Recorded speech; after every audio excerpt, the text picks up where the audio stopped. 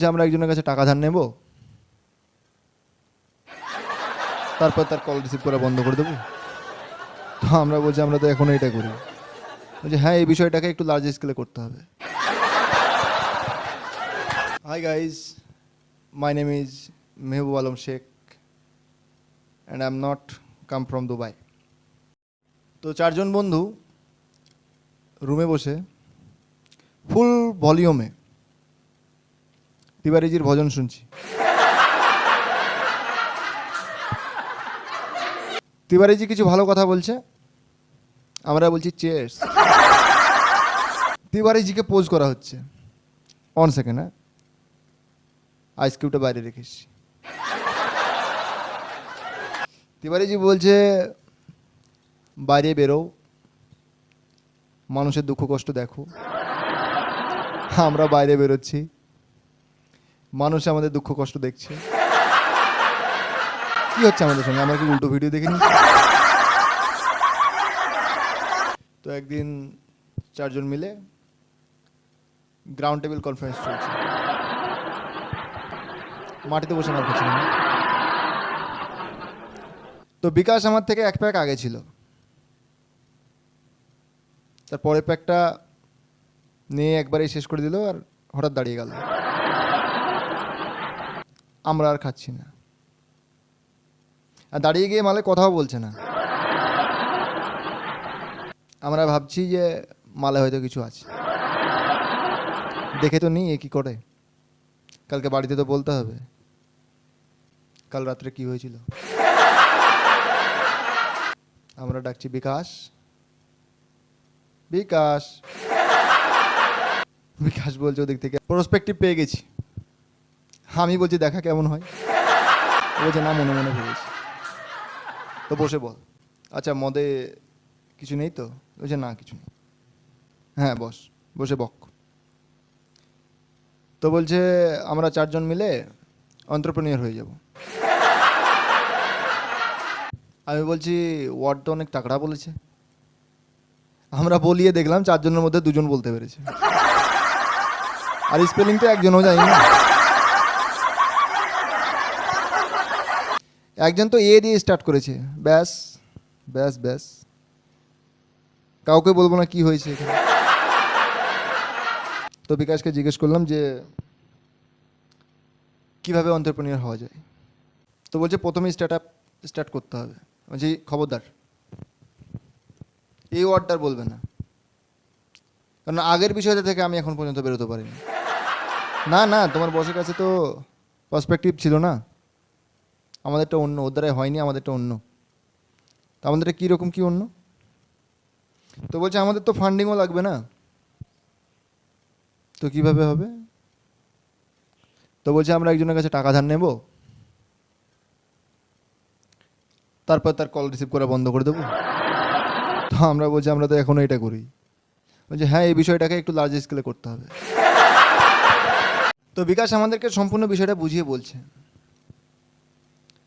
যে স্টার্টআপে আমরা প্রথমে টাকা ইনভেস্ট করব, তারপর টাকা থেকে টাকা তৈরি হয়ে যাবে, আর কত টাকা হবে আমরা নিজেও জানি না।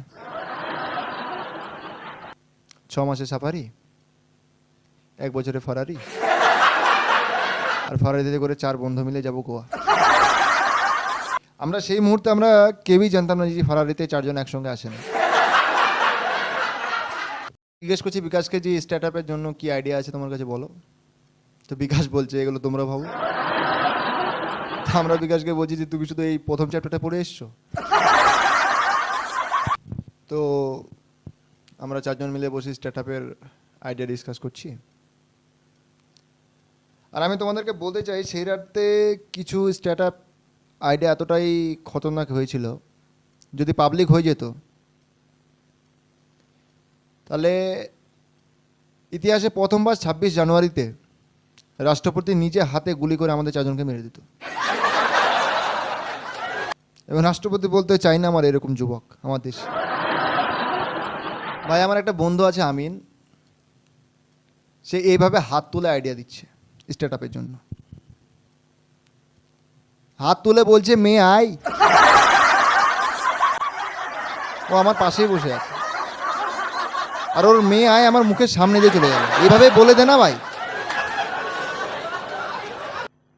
তো বলছে বাড়ি বাড়ি গিয়ে শাড়ি বিক্রি করবো।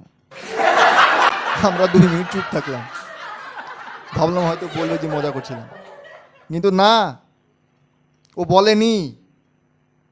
ওকে বলছি ভাই আমরা ইঞ্জিনিয়ার ভাই, একটু তো ভালো আইডিয়া দে। ও বলছে এটা তো আমার হাইয়েস্ট ছিল। বলছে একটু দূরে গিয়ে বস, একটু সরে মর, গন্ধ লাগছে। আমাদের মধ্যে একজন বলছে যে বাড়ি বাড়ি গিয়ে সিক্রেট ডেলিভার করব। আমরা একে অপরের মুখ দেখলাম আর ভাবলাম যে সব থেকে বেশি তো আমরাই খাই। তো এই আইডিয়াটাও ফেল হয়ে গেল। ফাইনালি অনেক আইডিয়ার মধ্যে দিয়ে গিয়ে আমরা ডিসাইড করলাম যে আমরা রেস্টুরেন্ট করব। কেন জানি না এই আইডিয়াতে কারো কোনো আপত্তি ছিল না, সবাই রাজি হয়ে গেলাম। সবাই একে অপরের হাতে হাত রাখলাম আর এইভাবে হুররে করে উঠলাম। আর আমাদের রেস্টুরেন্টের একটা ইউনিক নাম দিলাম ইঞ্জিনিয়ার কা ধাবা। তারপর একটা ছেলের কাছে টাকা ধার নিলাম, তারপর একটা প্লট করে নিলাম। টাকা চাইছিল, এটা কিরকম ব্যাপার? টাকা দিয়েছো ভুলে যাও, আমরা নিয়ে ভুলে গেছি।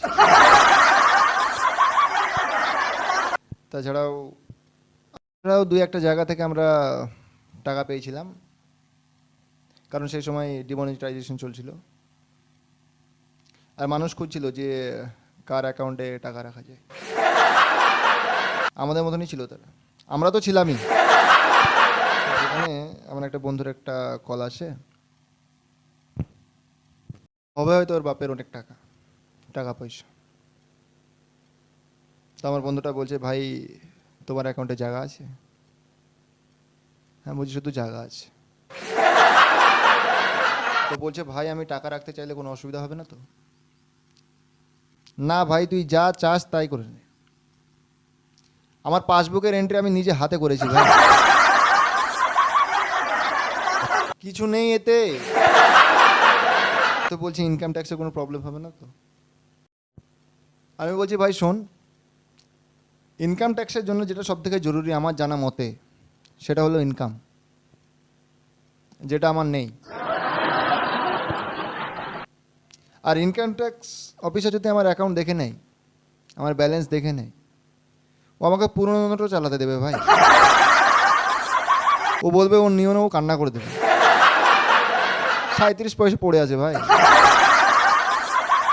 আমি এটিএমে গিয়ে আমার পিন নাম্বার লুকোই না ভাই, আমি স্ক্রিন লুকোই, পিছনের জন্য দেখে না নেয়।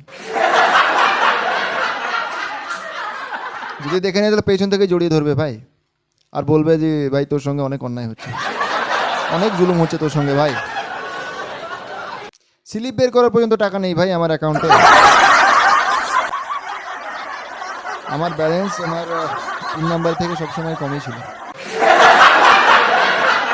শেষে আমি আমার পিন নাম্বার 00 করেছিলাম। All right guys, that's all about me. Thank you.